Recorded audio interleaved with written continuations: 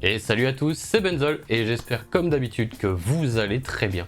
Il y a quelques temps, si vous vous rappelez un petit peu, je vous ai fait une vidéo sur les châssis, sur comment vous aider à les choisir, les gammes de prix, etc. que vous allez pouvoir retrouver sur le marché actuel. Si vous ne l'avez pas encore vu, je vous invite à aller dans la barre de description, je vous mettrai le petit lien et puis comme ça vous pourrez la voir après cette vidéo. Comme dans la première vidéo, je ne suis sponsorisé par aucune marque, donc tous les produits ou les marques justement que je vais vous proposer, vous conseiller, ça sera basé uniquement sur mon avis personnel et sur ceux que moi j'aurais pu tester. Du coup, une nouvelle fois, je vous ai classé les volants en 4 catégories de prix, donc à chaque fois je vous proposerai 2-3 modèles que je trouve disponibles et puis surtout qui sont assez accessibles ou voire en stock dans les magasins. Donc n'hésitez pas à aller y faire un tour juste après la vidéo et puis comme ça vous pourrez vous faire aussi votre propre avis.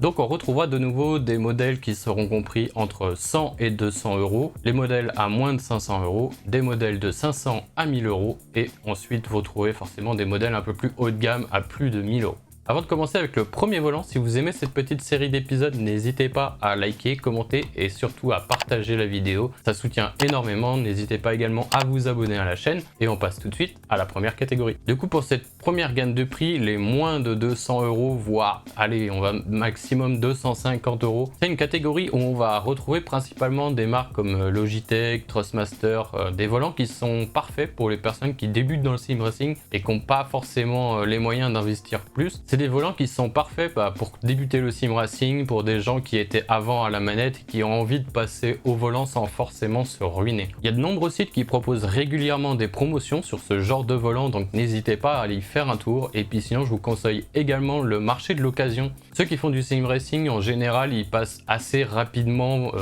à des modèles un petit peu plus haut de gamme, qui fait qu'on retrouve régulièrement et à très bas prix des volants type G29 ou des Trustmaster équivalents. Attention par contre si vous achetez sur le marché de l'occasion, à pouvoir tester le produit avant de l'acheter, c'est super important. Le premier que je vous conseillerais du coup, ça sera un grand classique, donc le Logitech G29 ou G920, suivant la plateforme où vous vous trouvez. C'est un volant qui est très prisé des débutants en sim racing, parfait pour débuter, donc je le recommande vraiment à 100% si vous vous lancez dans une carrière. C'est un modèle que vous trouverez facilement dans les alentours de 200 euros avec le pédalier dans le pack, et du coup je le conseille énormément. C'est un volant que beaucoup de sim racers ont commencé avec et qui a très bien marché et qui marche toujours très bien. Ensuite, dans la même gamme de prix, je peux vous proposer deux modèles de chez Trustmaster cette fois, donc le T150 et le TMX. L'un étant plutôt une version PlayStation et l'autre Xbox et PC. Et vous les trouverez également tous les deux aux alentours de 200 euros également. On passe du coup au modèle de la deuxième catégorie et je vous ai cherché des modèles entre 200 et 500 euros environ. Dans cette gamme de prix du coup, on retrouvera également des modèles de la marque Logitech, de la marque Trustmaster et on va commencer à trouver les premiers modèles de chez Fanatec, principalement en occasion,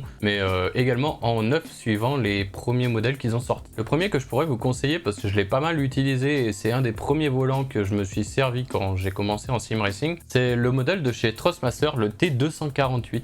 Il est compatible quasiment toutes les plateformes, que ce soit Xbox, PC, PlayStation, vous pouvez quasiment faire tout ce que vous voulez avec. Et c'est vraiment un volant qui est hyper accessible, qui est hyper facile de prise en main. Le logiciel Trustmaster et tout ça vous permet de l'installer assez facilement. C'est un volant qui est vraiment compatible tout type de jeu, que ça soit de la Formule 1, du rallye, même Euro Truck avec la conduction de camions, etc. Vous allez pouvoir vraiment en faire ce que vous voulez. Et ce qui est bien avec ce T248 justement, c'est le pédalier qui est fourni avec, qui est vraiment pas mal, c'est le T3PM. Je l'ai gardé assez longtemps avant de passer sur mon nouveau setup que je vous présenterai dans quelques temps. Franchement le pédalier était très bien, un petit ressort et tout qui va bien pour le frein. Non en vrai, très bon modèle et je vous le conseille fortement. Toujours chez Trustmaster, du coup, la base que j'ai eue après le T248, c'est le T300 RS. Pour moi, ça reste une référence sur le marché du sim racing pour les personnes qui ont un budget limité. C'est un concurrent direct du coup du G29 ou G920. Vous le trouverez dans la même gamme de prix. Il est également compatible toutes les plateformes, ce qui en fait un volant vraiment polyvalent et ça, c'est très cool. Et au niveau du retour de force, c'est vraiment quelque chose qui bataille encore dans les retours de force des modèles un peu plus récents. Et du coup, ça, c'est vraiment cool. On apprécie vraiment la maniabilité et tout, c'est vraiment un très bon volant pour quelqu'un qui veut commencer. Et ce qui est bien avec le T300 RS, c'est le fait de pouvoir changer la roue assez facilement et du du coup de passer d'une roue ronde à une roue F1 comme le SF 1000 par exemple. Et le dernier modèle que je vous proposerai dans cette catégorie, comme je vous le disais, Fanatec fait son apparition et principalement en marché de l'occasion, mais également avec un modèle qui est leur bas de gamme, pour dire ça comme ça, c'est le CSL Elite. Comme je vous disais, c'est un modèle également que vous allez facilement retrouver au marché de l'occasion, parce que même neuf à ce prix là, je suis pas sûr que vous arrivez à en trouver facilement, quoique avec les nouvelles sorties, peut-être que désormais vous le trouverez sur des promotions ou des choses comme ça, mais le CSL Elite en neuf, je pense qu'il dépasse un tout petit peu les 500 € à vérifier. Il est également compatible toute plateforme, sa base elle a une puissance de 6 Nm et jolie amélioration du coup pour ce volant là, puisque vous avez déjà le système de quick release qui fait que vous avez juste à démonter votre volant, remettre un autre à la place sans forcer, qui dans cette gamme là n'est pas possible sur les volants Thrustmasters etc, parce que vous devrez dévisser le volant pour pouvoir aller en réinstaller un autre et le revisser par la suite. Il vous prendra un petit peu plus de temps, mais franchement ça va. Et on arrive donc à l'avant-dernière gamme de prix de cette vidéo. C'est des volants qui vont se trouver déjà entre 500 et 1000 € à peu près. Et tout comme les châssis, je recommande d'attaquer cette catégorie de volants seulement une fois que vous aurez fait la main sur des volants un peu plus entrée de gamme comme je vous ai présenté avant, ou alors vraiment si vous avez les moyens et que vous voulez passer directement de la manette à un modèle moyenne gamme, faites-le. Mais en vrai, si vous voulez commencer le sim racing progressivement, je vous conseille forcément de passer par cette catégorie là et voir les modèles avant, parce que passer directement sur de haut de gamme, ça va être compliqué en vrai. Le sim racing étant vraiment une passion à part entière, pour moi, faut pas commencer à s'équiper avec du matériel haut de gamme pour au final ne pas vous en servir et puis que ça finisse sur le marché de l'occasion comme on voit beaucoup actuellement.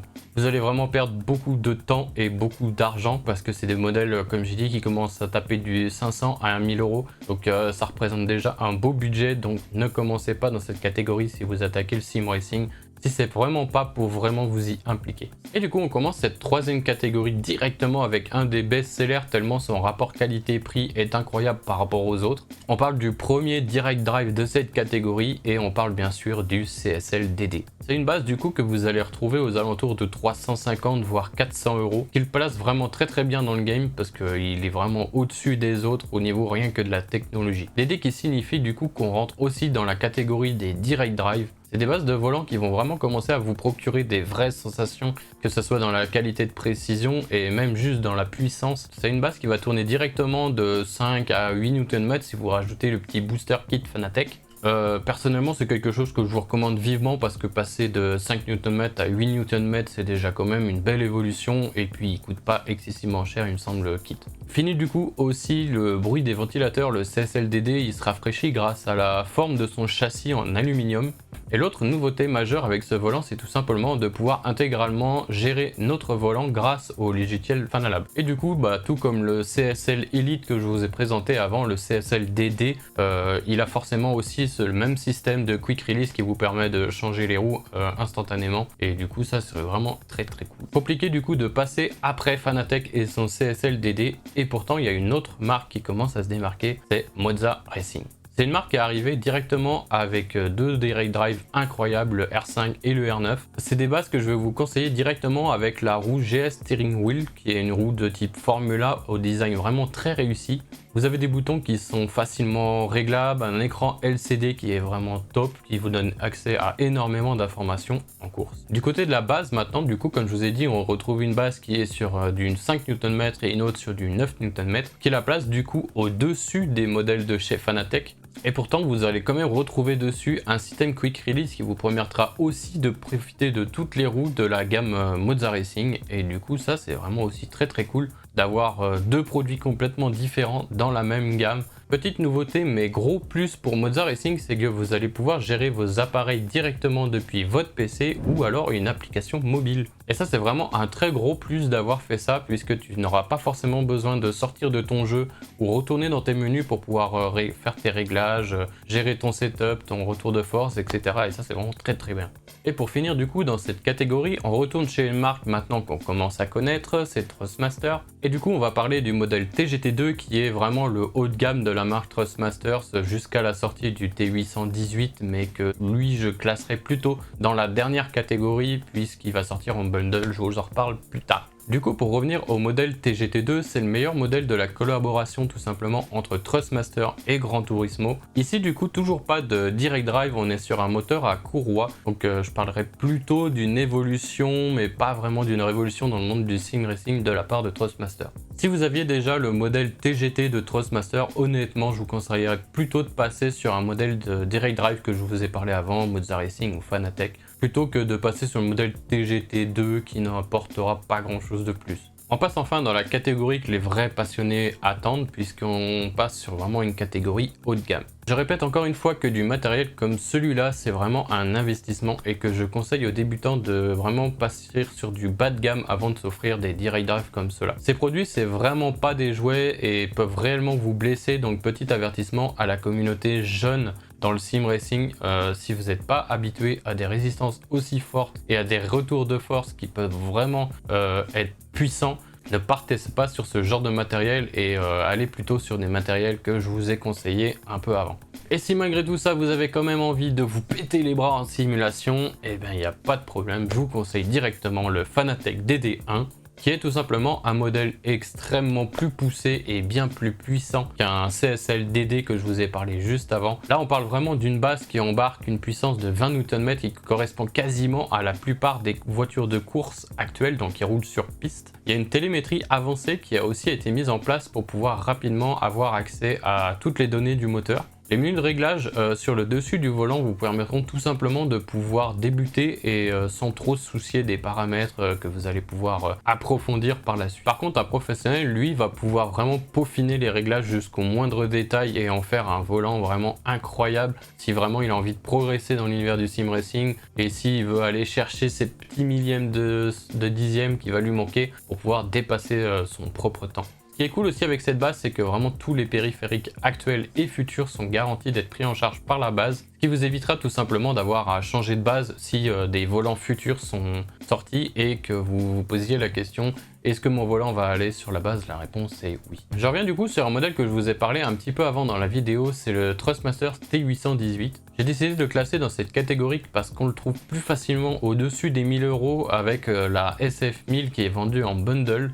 Mais vous pouvez aussi la trouver en base seule à peu près à 700 € sur les sites comme de Thrustmaster ou des revendeurs indépendants. Le T818 du coup c'est vraiment le premier modèle qui va embarquer une technologie direct drive chez Thrustmaster. Vous allez vraiment avoir un force feedback fluide et puissant. Il y a quand même 10 Nm de puissance constante dans la base, donc ce qui en fait une base vraiment très cool. Et du coup, contrairement au T300 RS qui ne le possédait pas, là vous allez vraiment avoir accès au Quick Release qui va vous permettre de pouvoir passer d'une roue Thrustmaster à l'autre, changer la SF1000 qui est plutôt type Formule 1, prendre une autre roue ronde et pouvoir la clipser, déclipser comme vous en avez besoin. Et du coup, tout comme Fanatec, vous allez pouvoir avoir toutes les roues futures également qui seront adaptées sur cette base là pour ne pas avoir à rechanger de base plus tard. Et enfin, je finirai par une marque qu'on n'a pas encore abordée puisqu'il s'agit tout simplement de SimCube et de la base de sport. Elle dispose d'une base de 17 Nm, ce qui en fait forcément l'une des bases les plus puissantes du marché tout en garantissant une latence vraiment ultra faible. C'est une des premières bases du coup où il va être vraiment quasiment impossible de trouver une pièce en plastique tellement le travail sur le métal a été fait. Et ça c'est vraiment très cool à noter,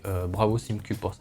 Bien sûr, le système Quick Release est de mise pour que vous puissiez y adapter toutes les roues de la gamme sans avoir à changer de base plus tard. Et voilà, du coup c'est sur ce dernier modèle qu'on va terminer la deuxième vidéo sur les setups. J'espère vraiment comme la première que cette vidéo vous aura plu, n'hésitez pas à donner vos avis dans les commentaires. Vous pouvez également préciser les volants qui auraient pu être dans cette vidéo mais que je n'ai pas mis tellement la liste est énorme. Car bien sûr, on aurait pu forcément citer aussi le modèle R12, donc je vais vous faire une review complète d'ici quelques temps, puisque ça va tout simplement être mon setup principal, donc celui avec lequel je joue, mais également le R16, le R21 qui embarque la puissance la plus importante chez Monza Racing. Vous avez aussi SimMagic qui embarque sa version Alpha, la version Alpha Mini, les volants de chez AZTEC bien sûr, mais là on est vraiment sur une autre catégorie parce que c'est des volants qui sont vraiment distribués au compte-gouttes, donc quasiment indisponibles sur le marché, c'est pour ça que j'en ai pas parlé. N'oubliez pas aussi que vous pouvez m'envoyer sur Discord vos setups perso, ça fera le sujet d'une prochaine vidéo. Je vous mettrai le lien dans la description bien entendu. Sur ce, je vous souhaite une bonne journée, c'était Benzol.